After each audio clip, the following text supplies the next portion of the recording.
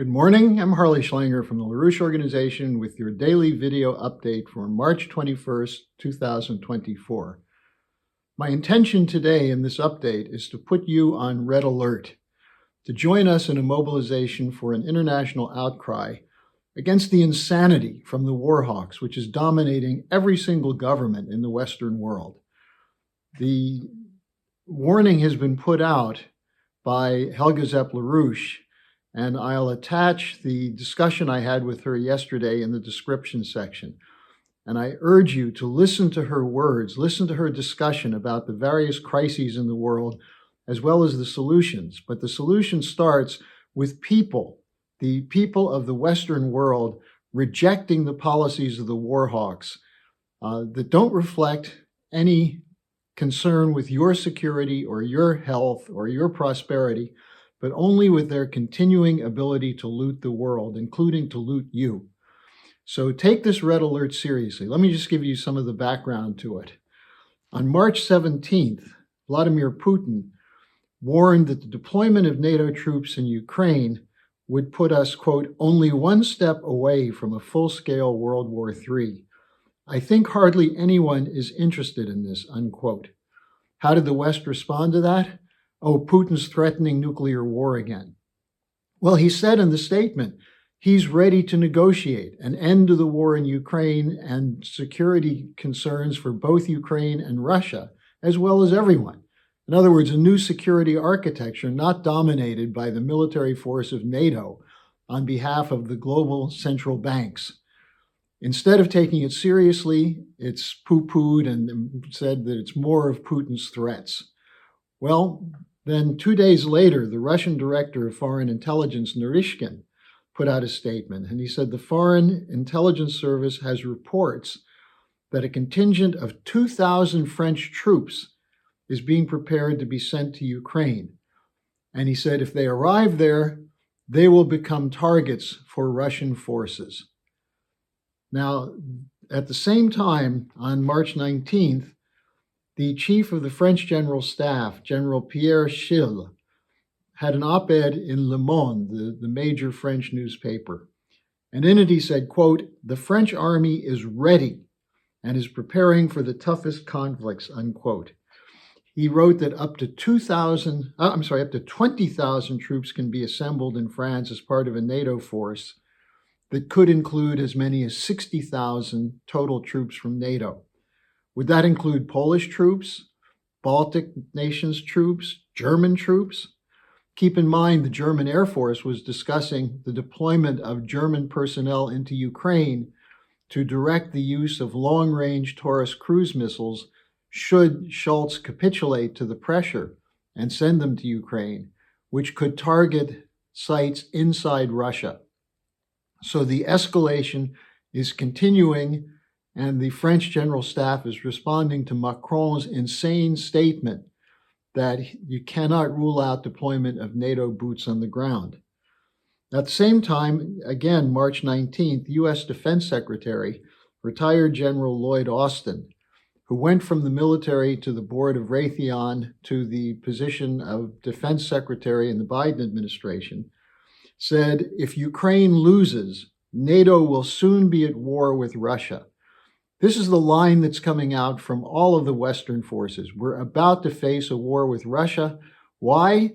Because they say if Putin can take over Ukraine, there's no stopping him. He's going to go and attack all of Europe. Have they learned nothing? Have they not listened to Putin?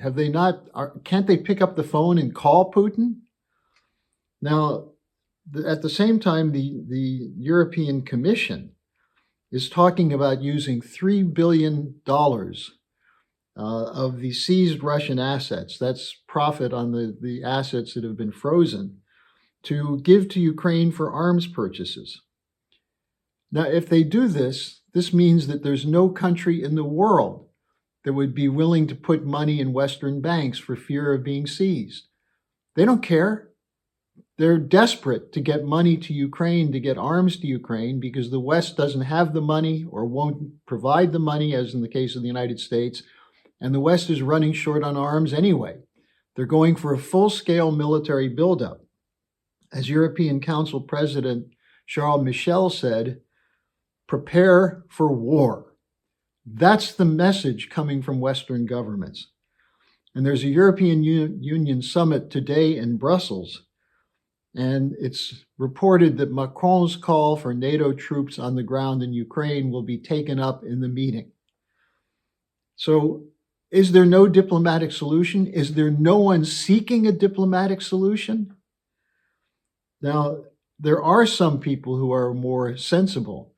The South African Foreign Secretary, Naledi Pandor, was in Washington yesterday, and she was speaking about looking for a diplomatic resolution for Ukraine and for Gaza.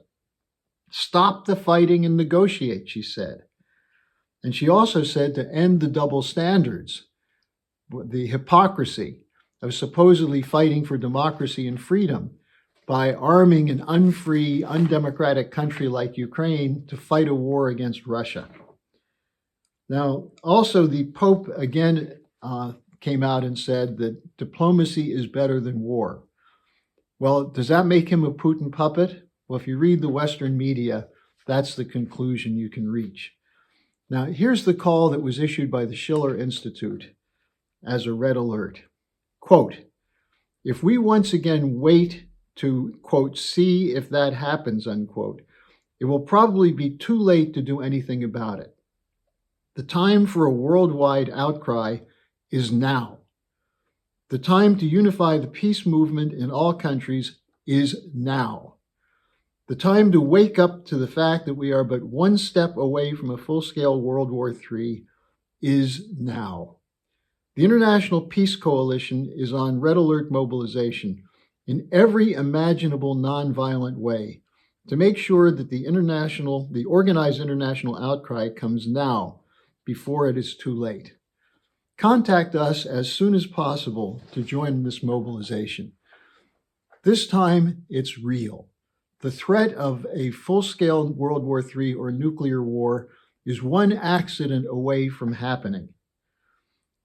I'm going to be, again, linking the Helga Zepp-LaRouche discussion I had yesterday with her, the weekly dialogue, where she goes through much of the details that I don't have the time to present right now.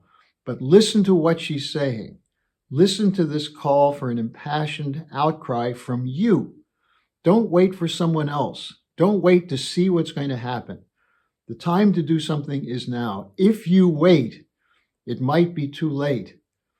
As Barbara Tuchman demonstrated in her book, the march of folly is underway. We're already sleepwalking into a nuclear war. Help us wake up these stupid and corrupt leaders of the Western countries to stop this march. Thanks for joining me. Tomorrow, I will be taking your questions, so send them to me at harleysch@gmail.com.